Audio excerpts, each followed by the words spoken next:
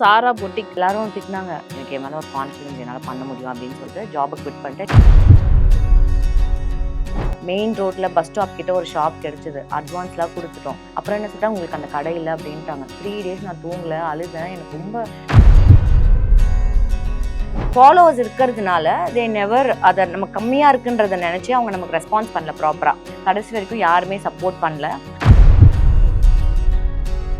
எனக்கே கால் வந்துச்சு, என் ஒய்ஃபுக்கு கால் பண்ணாங்க. ஓப்பனா கால்லாம் வந்தது, மிரட்டுனாங்க, போடாதீங்க. உங்களுக்குலாம் என்ன கூட்ட வர போகுதுன்னு மிக்கி கேட்டாங்க. ஃபேஷன்ஸ்லேருந்து கால் பண்ணாங்க. கால் பண்ணிட்டு ப்ரெக்னென்ட் டைம்லாம் ஃபுல் வாமிட்டிங் எல்லாம் இருந்தாலும் எனக்கு அது மேலே இருக்க பேஷன் வந்து நான் போய் மேக்கப் போட முடியாது. பட் நான் வீட்டிலேருந்தே என்னால் என்னோட சாரியை வந்து சேல் பண்ண முடியும். She has lot of complications இருந்தாலுமே அவங்க வந்துட்டு இதை வச்சு தான் அவங்க ட்ரீட்மெண்ட்டுக்கெலாம் செலவெடுத்து. நான் பெருசாலாம் இந்த அளவுக்கும் ஃபினான்ஷியலாக சப்போர்ட் பண்ண முடியல.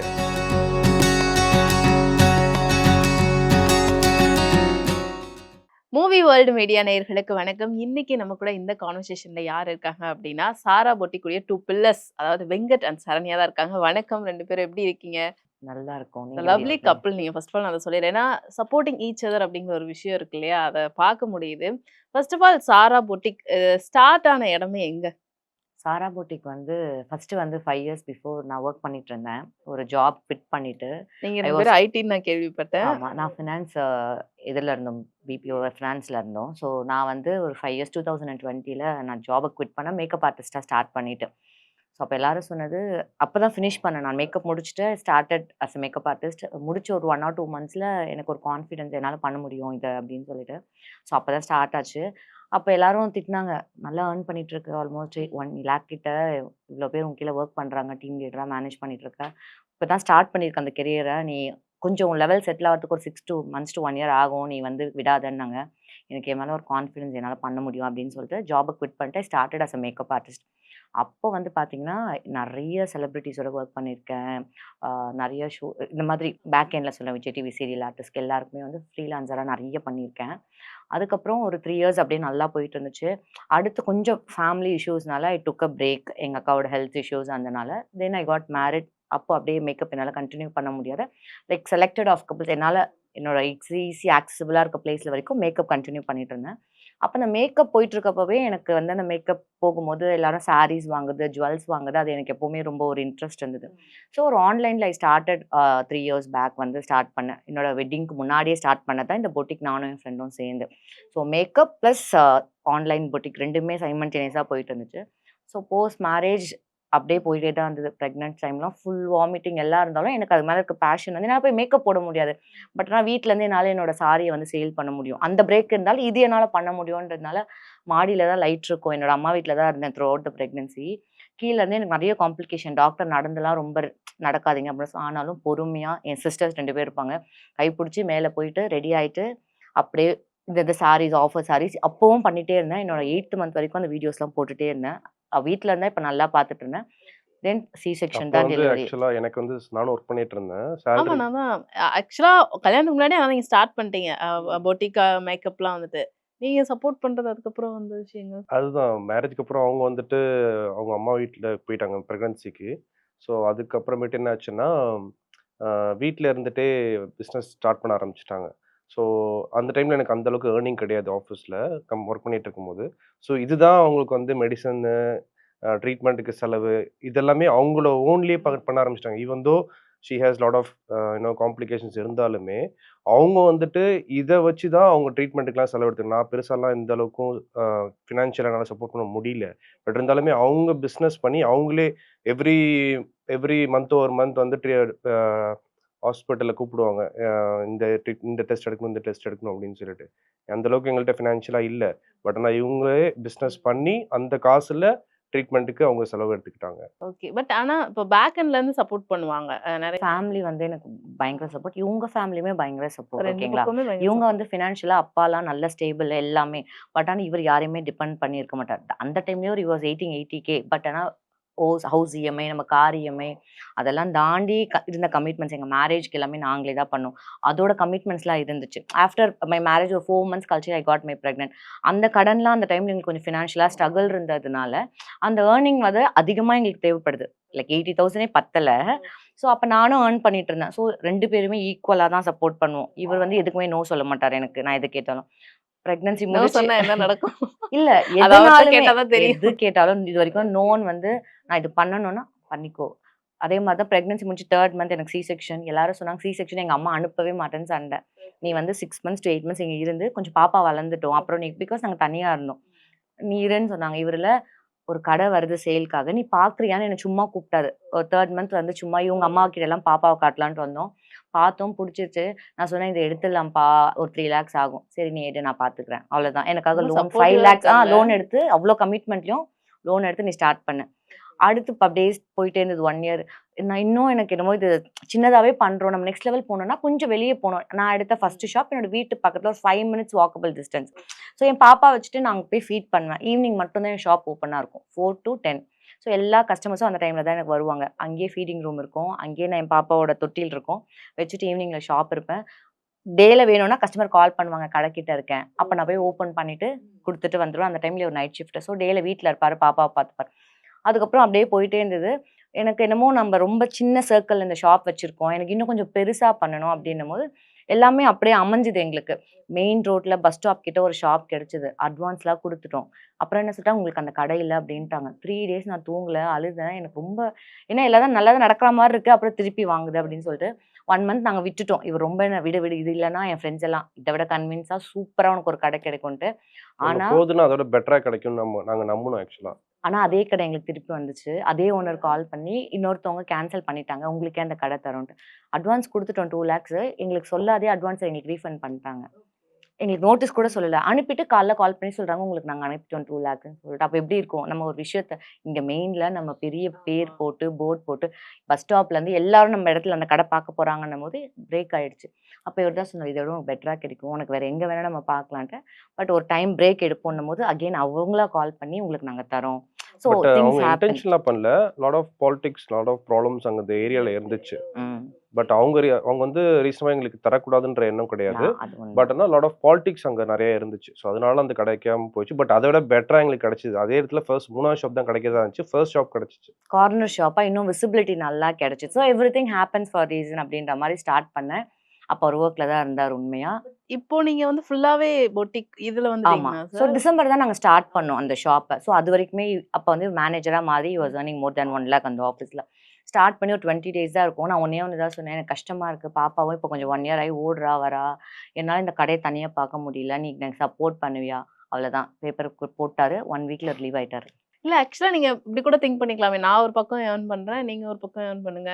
ஒரு டபுள் இன்கம் இருந்தா அது கொஞ்சம் பெனிஃபிட் தானே ஃபேமிலிக்கு அப்படின்னு பட் நீங்க என்னைய திங்க் பொறுத்த வரைக்கும் பண்ணலையா? எப்படின்னா, ஐ மீன் 2மே பார்த்துட்டு இருந்தா அது கண்டிப்பா ஏதாவது ஒண்ணு மிஸ் அவுட் ஆகும். ஏதாவது ஒண்ணு ஃபோக்கஸ் பண்ணுவோம் அப்படின்னு சொல்லிட்டு தான் இத ஃபோக்கஸ் ஐ மீன் இதுல இறங்கலாம். எப்படி இருந்தாலும் நம்ம ஐடில யாருக்கோ ஒருத்தருக்கு ஒர்க் பண்றதுக்கு நம்ம உழைப்ப போடலாம். நம்ம எப்படி இருந்தாலும் நம்ம வளர்ச்சிக்கே போட்டுக்கலாம். கண்டிப்பா.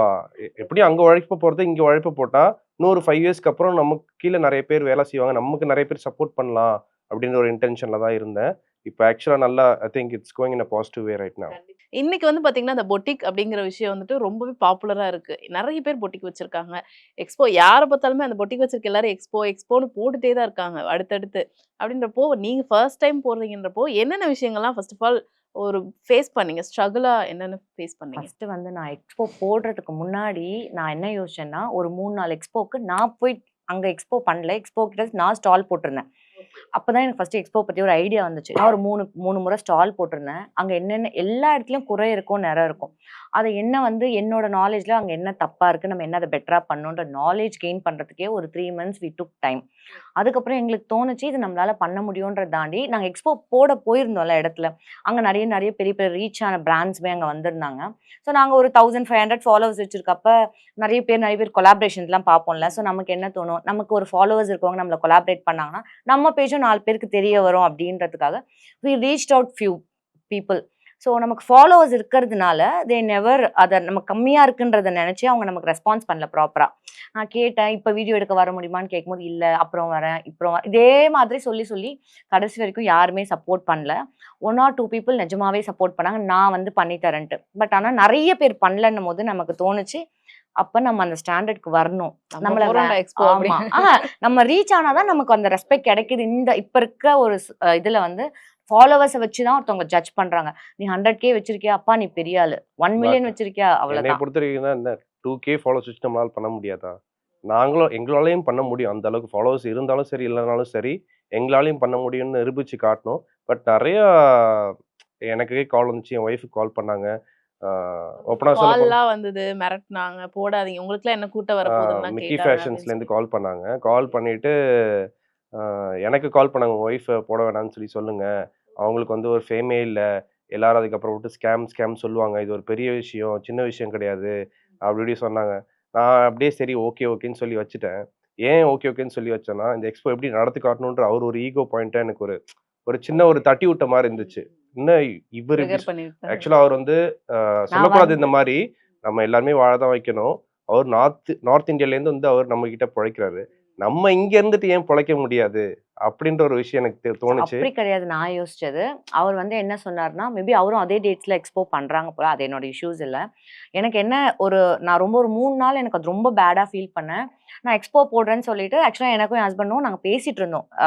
இந்த மாதிரி எக்ஸ்போ போடலான்னு சொல்லிட்டு. எனக்கு முன்னாடி இவர் போயிட்டு இந்த அரும்பாக்கம்ல இருக்க மண்டபம் பார்த்து புக்கிங் வரைக்கும் பேசிட்டு கன்ஃபர்மேஷன் நாங்க பேமெண்ட் பண்றதா இருந்தோம். ஹி செட் நம்ம ஆகஸ்ட்ல பிளான் பண்ணலாம். Will take 3 months time. அதுக்கப்புறம் பண்ணலான்னு சொல்லிட்டு. அப்ப நான் இவர் வந்து ஃபோர்ஸ் பண்ணி வேண்டாம் அப்படின்னு சொல்லிட்டு வந்துட்டேன். தென் அகெயின் வந்து ஒரு 1 வீக் கழிச்சு நான் யோசிச்சேன். நமக்காக இவன் இவ்ளோ சப்போர்ட் பண்றான். இவன் ஃபர்ஸ்ட் டைம் ஒரு விஷயம் நம்ம பண்ணலான்னு கேட்கும்போது நம்ம ஏன் அதை வேண்டான்னு சொல்லணும். அப்ப நம்ம இமீடியட்டா அதை பண்ணுவோம். தென் போய் ஒரே ஹால் தான் பார்த்தோம் மேம். நிறையலாம் பார்க்கவே இல்லை. ஃபர்ஸ்ட் ஹால் பார்த்தோம், லக்ஷ்மி ஹால். அது என்னமோ எங்களுக்கு வந்து அப்படியே கனெக்ட் ஆயிடுச்சு. சின்ன ஹால் தான் ஃபர்ஸ்ட் டைம் பண்ணோம், சின்னதாவே பண்ணுவோம். இது எப்படி பெஸ்ட்டாக பண்ணிட்டு நெக்ஸ்ட் டைம் நம்ம பெருசாக பண்ணலான்ட்டு புக் பண்ணிட்டோம். எங்களுக்கு தெரியாது அதே டைம்ல எல்லாரும் பண்றாங்கன்றது எங்களுக்கு டேட்ஸ் தெரியாது. ஸோ அந்த டைம்ல மிக்கி ப்ரோ கால் பண்ணி சொல்லும் போது நான் ஒரு பிரதர் மாதிரி சொல்றேன் அப்படின்னு எல்லாமே சொன்னாலும் அவர் சொல்ற விஷயம் வந்து நான் சப்போர்ட் பண்றேன்னு சொல்லியிருந்தா எனக்கு ரொம்ப ஹாப்பியா இருந்திருக்கும். Yes. பிரதர் மாதிரி நான் நிக்கிறேன்டா, நீ பண்ணுன்னு சொன்னா அதுதான் நிஜமான பிரதர்ஹுட். ஓகேங்களா? ஆனா அவர் அப்படி சொல்லல. நீங்க பண்ணாதீங்க. 2000 ஃபாலோவர் கூட இல்ல. எப்படி கிரவுட் வரும்? இன்னொரு உங்களால என்ன 4-5 பண்ண பேரோட முடியும்? பேஜையும் மென்ஷன் பண்ணாரு. அது மென்ஷன் பண்ண விரும்பல. ம். நீங்கலாம் எப்படி பண்றீங்கன்னு எனக்கு தெரியல. எந்த 2000 தைரியம் ஃபாலோவர்ஸ் உங்களுக்கு? எப்படி பண்றீங்க? நீங்கலாம் வர்றீங்க. இவ்ளோ ஃபாலோவர்ஸ் வச்சிருக்க நாங்களே ஸ்ட்ரகிள் பண்றோம். நீங்களே எப்படி எக்ஸ்போ பண்ண முடியும்? எந்த தைரியத்துல புக் பண்ணி எனக்கு புரியவே இல்ல. ஒரு மாதிரி நம்மள ஒரு நாங்கலாம் ஒண்ணுமே இல்ல. எங்களால பண்ண முடியாது அப்படின்னு சொன்னாங்க. அப்போ ஒரே ஒரு விஷயம் நானும் என் ஹஸ்பண்டும் சொன்னோம். ஓகே. நான் இவராவது ஏதோ 1, 2 பேசினார். நான் எதுவுமே பேசல. ஓகே ப்ரோ நாங்க புக் பண்ணிட்டோம். பார்ப்போம். எங்களால முடிஞ்சது நாங்க பண்றோம்னு வச்சுட்டோம். தென் அத விட பெஸ்ட்டா பண்ணணுன்றதுக்கு எங்களுக்கு டீம் கிடையாது, சப்போர்ட் கிடையாது, யாரும் கிடையாது. நானு, என் ஹஸ்பண்ட், என் ஃப்ரெண்டு ஓவி தான். உட்கார்ந்து பிளான் பண்ணி ஒரே விஷயம் நாங்க பண்ணது ஸ்கேம்னு வரக்கூடாது. இன்னொரு விஷயம் எல்லா நெகட்டிவா எதுவுமே எல்லா போகக்கூடாது. ஸ்டால்ஸ்க்குமே எனக்கு வந்து எக்ஸ்பீரியன்ஸ் பண்ணக்கூடாது. எல்லாருக்குமே ஆல்மோஸ்ட் எல்லாருமே பேமெண்ட் பண்ணி தான் வராங்க. யாருமே ஃப்ரீயா வரல. எல்லாருமே பேமெண்ட் பண்ணி தான் வரும்போது, எல்லாருக்குமே எக்ஸ்பீரியன்ஸ் பண்றதுக்கு எனக்கு வேண்டாம். எல்லாருக்குமே அட்லீஸ்ட் அவங்க போட்ட காசாவது எடுக்கணுன்றது தான் எங்களோட ஃபர்ஸ்ட் முயற்சி. ஏன்னா நாங்க ஃபர்ஸ்ட் பண்றோம். முன் அனுபவம் கிடையாது. எல்லாமே எங்களுக்குமே இது ஒரு எக்ஸ்பீரியன்ஸ் தான். எல்லாருக்குமே வந்துட்டு பார்த்தீங்கன்னா, இது வந்துட்டு எக்ஸ்பீரியன்ஸா பாருங்கன்ற ஒரு ஸ்டேட்மெண்ட் நாங்க தரணும்னு நெறைய நினைக்கவே இல்ல. எக்ஸ்போ பெர்சன் சொல்றது வந்து எக்ஸ்பீரியன்ஸ் குடுக்குறோம். எக்ஸ்பீரியன்ஸ் குடுங்க. எதுக்கு நான் 12,000 குடுத்து உங்ககிட்ட எக்ஸ்பீரியன்ஸ் எடுக்கணும்? I don't want to do it. ஓகேவா? 12,000 குடுத்து எக்ஸ்பீரியன்ஸ் எடுக்கிற அளவுக்கு வந்து ஐ அம் நாட். அப்படி இருந்தா நான் வந்து இன்னொருத்தவங்கள நம்பி போகணுன்ற அவசியம் இல்ல. ஸோ தட்ஸ் 12,000 வந்து very hard earn money. So I don't want to experience it. At least நான் வந்தேன்னா I get experience like meeting people. அந்த 12,000 ஃபர்ஸ்ட் நான் எடுக்கணும். 12,000 குடுத்துட்டு ₹1,000 சேல் எனக்கு வேண்டாம். எங்க 2 பேரும் ஒரே விஷயம். இவர் ரொம்ப சொன்னது, வந்தவங்க எல்லாருமே நம்மளால 90% ஹேப்பியா போனாவே that's a biggest success. 100% we can not able to do it. ஓகேவா? ஹியூமன்ஸ் நம்ம மிஸ்டேக்ஸ் நடக்கும். At least 90% of the crowd should take whatever they have invested. First அது இருந்துச்சுனாவே நெக்ஸ்ட் ஸ்டெப் வந்து ஈஸியா போயிடும் அப்படின்றதுனால நாங்க ரொம்ப இது ஸ்டார்ட்டிங் ஸ்டேஜ்லாம் ரொம்ப ஸ்ட்ரகிள்ஸ். ரீச் பண்றதுக்கு ஆள் இல்ல. 2000 ஃபாலோவர்ஸ் யார ரீச் பண்ணா நம்மள நம்பி வருவாங்க ஃபர்ஸ்ட்டு. அந்த டைம்ல தான் Reshma ma'am game in first time. நாங்க ஃபர்ஸ்ட் டைம். ரீச் பண்ண உடனே she said I will do it. அவ்வளோதான். எதுவுமே கேட்கல மேம். என் பேஜ் அவங்களுக்கு தெரியாது. நான் என்ன பண்றேன்னு தெரியாது. ஒன் திங் மை ஃப்ரெண்ட் பேசினதுக்கப்புறம் உமன் ஆண்டர்பிரினர் சப்போர்ட் பண்றாங்க. அவங்க வந்து பாசிட்டிவா அத பண்ணணும்னு சொல்றாங்கன்ற ஒரே விஷயத்த நம்பி அவங்க உள்ள வந்தாங்க. தென் லக்கி மாதிரி தான் சொல்ல முடியும். அடுத்து ஆர்த்தி அக்கா அவங்களோட ஹெல்ப் வந்து நான் எக்ஸ்பிளைனே பண்ண முடியாது. அந்த அளவுக்கு ஃபாலோவர்ஸ் இருக்கவங்க இதெல்லாம் பண்ணணுன்ற அவசியமே கிடையாது. எல்லா ஸ்டால் ஓனர்ஸ்க்கும் போய் வீடியோ போட்டு கொடுத்தாங்க. எனக்கு பர்சனலாக நான் ஒரு முறை ஃபஸ்ட் டைம் மீட் பண்ணி அவங்களுக்கு ஒரு காம்ப்ளிமெண்ட் கொடுத்து மீட் பண்ணேன். என்னடா பண்ணோன்னா அப்படி கேட்டாங்க. அக்கா நான் ஃபஸ்ட் டைம் பண்ணுறேன், நிறைய பேர் வந்து பண்ண முடியாதுன்ற மாதிரி நான் ஃபீல் பண்ணேன், நீங்கள் எனக்கு கொஞ்சம் சப்போர்ட் பண்ணுங்க இந்த ஒரு முறைக்கா அப்படின்னு சொன்னேன். சரிடா தங்கம் நீ ஃபோன் பண்ண செவ்வாய்க்கிழமை நம்ம பேசலாண்டான்னாங்க. டியூஸ்டே காலைல கால் பண்ணேன். என்ன பண்ணோம்? எக்ஸ்போக்கா இந்த மாதிரிலாம் நான் போனேன், இந்த மாதிரிலாம் இருந்துச்சு, இது என் எக்ஸ்போ, நீ வேலையை பாரு நான் பண்ணுறேன் அப்படின்னு சொல்லிட்டு டே 1 ஃப்ரம் அவங்க என்ட்ரு ஆனதுலேருந்து இன்னைக்கு எக்ஸ்போ முடியுது இல்லை இப்போ வரைக்கும் எல்லா வீடியோலையும் எனக்கு கொலாபரேட் பண்ணுவாங்க. அது அவங்க பண்ணணுன்ற அவசியம் கிடையவே. ஏன்னா அவங்க கஷ்டப்பட்டு அந்த 860K ஃபாலோவர்ஸை கொண்டு வந்திருக்காங்க. ஆனால் மேபி நானும் இவரும் அந்த வந்த ப்ராசஸ், நாங்கள் கொண்டு வர விஷயங்கள் அதை மக்களுக்கு ப்ராப்பராக கொண்டு போகணுன்றது அவங்களுக்கு வந்து ஒரு ட்ரஸ்ட் பில்ட் பண்ணியிருக்கலாம். எனக்கு அது என்னன்னு தெரியாது.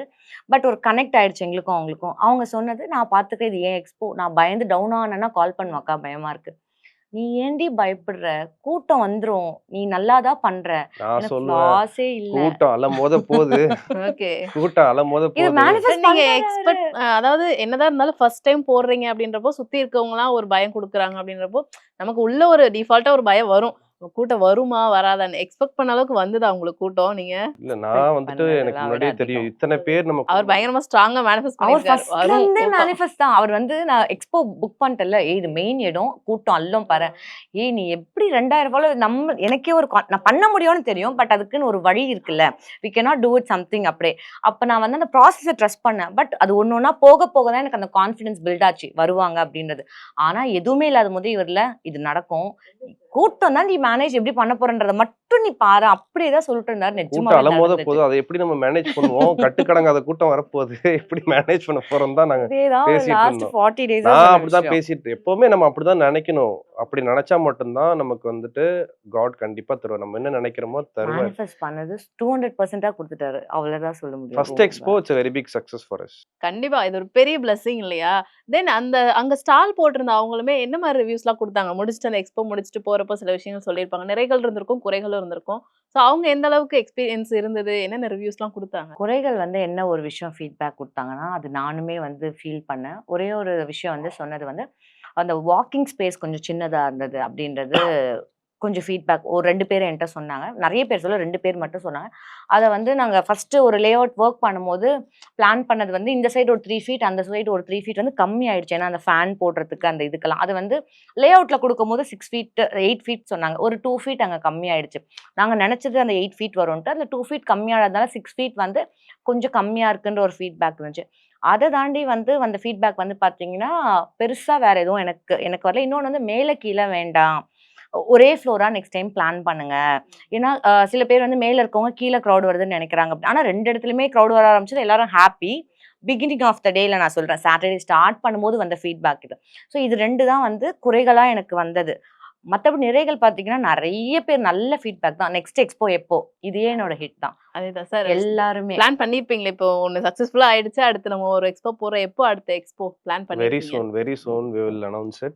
அவ இதை விட பிரம்மாண்டமா ஆமா, இன்னும் ஏன்னா இப்ப பெருசா ரொம்ப ரெஸ்பான்சிபிளா நம்ம ஃபீல் பண்றோம். இவ்வளவு பெரிய சக்சஸ் கொடுத்துட்டோம், அடுத்து we should not give but failure. இந்த தடவை நம்ம பண்ண மிஸ்டேக்ஸ் எதுவுமே நெக்ஸ்ட் டைம் நடக்காது. we will try to avoid that. But வேற ஏதாவது மிஸ்டேக்ஸ் நடக்கிறதுக்கு வாய்ப்பு இருக்கு, because we are also humans, right? So கண்டிப்பா அதுவுமே தவிர்க்கிறதுக்கு என்ன பண்ணலான்ற எல்லாமே நாங்க பண்றதுக்கு ரெடியா இருக்கோம். ஆமா, ஏன்னா இன்னும் நல்லா பிக்கரா பண்ணோம், பெட்டரா பண்ணோம், பெஸ்டா பண்ணோம். ஒரு முறை நல்லா பண்ணிட்டோம், அதை விட இன்னும் நல்லா என்ன பண்ண முடியும், அதை விட என்ன டிஃப்ரெண்ட் காட்ட முடியும், இன்னும் என்ன அவுட்ஸ்டாண்டிங்கா பண்ண முடியும்ன்றதுக்காக we are working. எடுத்த உடனே ஜூலைல பிளான் பண்ணலாம், நம்ம தான் இந்த எக்ஸ்போ சூப்பரா பண்ணிட்டோமே அடுத்த மாசமே போலாம். No, we are planning only on August. we need this 45 days for proper planning, ப்ராப்பரா எக்ஸிக்யூட் பண்ணோம். இதை விட சூப்பரா பண்ணணும். அந்த But சூப்பருக்கு கொஞ்சம் டைம் வேணும் எங்களுக்கு. So we are going step by step, baby steps போதும். எடுத்த உடனே ஆவும் அப்படிலாம் வேண்டாம். So we are but going இது step ஒரு by step. சாதாரண விஷயம் கிடையாது எக்ஸ்போ பண்றது. இது வந்துட்டு எங்களோட 45 டேஸான உழைப்பு. ரொம்ப கஷ்டப்பட்டிருக்கோம். நைட் எத்தனை நேரத்துல நாள் சரியான தூங்காம இருந்தீங்க? அதுதான் அதை சொல்லலாம் வந்தேன். சொல்லுங்க ஃபர்ஸ்ட். நிறைய நாள் தூங்காம இருந்திருக்கோம். கரெக்டான டைத்துக்கு சாப்பாடு இருக்காது. எங்க வீடு ஆக்சுவலா பார்த்தா முடிச்சூர். அங்கேருந்து இங்க எங்க ஹாலுக்கு ஓ, டிராவல் அங்க பண்றேன் இருந்து நீங்க இங்க எவ்ரிடே ஓகே, எவ்ரிடே டெய்லியும் எவ்ரிடே நிறைய டிராவல் நாள் ரொம்ப பண்றேன். வந்திருக்கோம். லாங்ல. எனக்கு வேற 2 Most. இயர்ஸ் பேபி இருக்கா. ஸோ இவங்க மம்மி பார்த்துப்பாங்க, இல்ல எங்க மம்மி வந்து பார்த்துப்பாங்க. வெரி சப்போர்ட்டிவ் 2 பேருமே. காலையில கிளம்பிட்டேன்னா, நான் என் பாப்பாவ நைட்டு தான் மிட் நைட் தான் போய் மீட் பண்ணுவேன். இங்க முடிச்சுட்டு என் கடையும் இருக்கு. கடையும் பார்க்கணும். முடிச்சுட்டு போகும்போது 12:00 சம்டைம்ஸ் என் பாப்பா தூங்கிருவா. எனக்கு ரொம்ப கில்ட்டா இருக்கும். பட் அவ சேஃப் ஹேண்ட்ஸ்ல இருக்கான்றது எனக்கு தெரியும். சரி. இவங்க அம்மாவும் நல்லா பார்த்துப்பாங்க. என் அம்மாவும் நல்லா பார்த்துப்பாங்க. பட் ஆனா நான் அது பண்ணலையோ! ஒரு மாம் எனக்கு அந்த ஒரு கில்ட் இருந்துகிட்டே இருக்கும். இப்பவும் எனக்கு வரும்போது தோணும். அவ அழுதா வரும்போது எனக்கு கஷ்டமா இருக்கும். பட் ஆனா அவளுக்கு ஒரு நல்ல ஃபியூச்சர் குடுக்கணுன்றதுக்காக ஏன்னா எனக்கு பெரிய பேக்ரவுண்ட் கிடையாது. என் ஃபேமிலில. இவரு ஓகேவான ஒரு அப்பர் மிடில் கிளாஸ் வச்சுக்கோங்களேன். பட் என் பொண்ணுக்கு வந்து பெஸ்ட்டான ஒரு லைஃப் குடுக்கணும். நான் பண்ண ஸ்ட்ரகிள்ஸ் எதுவுமே என் பொண்ணு வளரும்போது பார்க்கக்கூடாதுன்றதுக்காக, அவள சேஃபர் ஹேண்ட்ஸ்ல விட்டுட்டு நாங்க 2 பேர் ஓடிட்டுருக்கோம். அவங்க ஃபேமிலியும் நான் டிபெண்ட் பண்ணணும்னு நானும் சொல்ல மாட்டேன். என் ஃபேமிலியும் நான் இப்ப நாங்க ஸ்டாண்டர்ட் கொஞ்சம் ஏறினாலும் 2 பேருமே ஃபேமிலிய டிபெண்ட் பண்ணவே மாட்டோம். நம்ம குழந்தைக்கு, நம்ம நம்ம தான் ஃபியூச்சருக்கு பண்ணணும். நம்ம தான் பண்ணணும். கண்டிப்பா. ஸோ இப்போ எக்ஸ்போ அப்படிங்கிற ஒரு விஷயத்துல வந்து இப்போ ரீசெண்டா அந்த மெம்பர்ஷிப் அப்படிங்கிற ஒரு விஷயம் இருக்கு. ஏன்னா நான் ஒரு ரீல்ல பார்த்தேன். எங்களோட எக்ஸ்போல ஷாப் போறவங்க மெம்பர்ஷிப் வாங்கிட்டு தான் போடணும். தென் அவங்க வேற எங்க எக்ஸ்போலயும் ஷாப் போடக்கூடாது அப்படின்னு. அந்த மாதிரி நீங்க ஏதாவது பண்ணலாம் அப்படின்னு யோசிச்சீங்களா? தென் இந்த மெம்பர்ஷிப் போடுறதால அந்த ஷாப் போடுறாங்க இல்லையா? அவங்களுக்கு ஒரு லாஸ் ஏற்படும்னு நினைக்கிறீங்களா? ஏன்னா அந்த பர்ட்டிகுலர் எக்ஸ்போல மட்டும் தான் அவங்க போட முடியும். வேற யார்கிட்டயும் போய் ஷாப் போட முடியாது அப்படின்ற அது விஷயங்கள். வந்து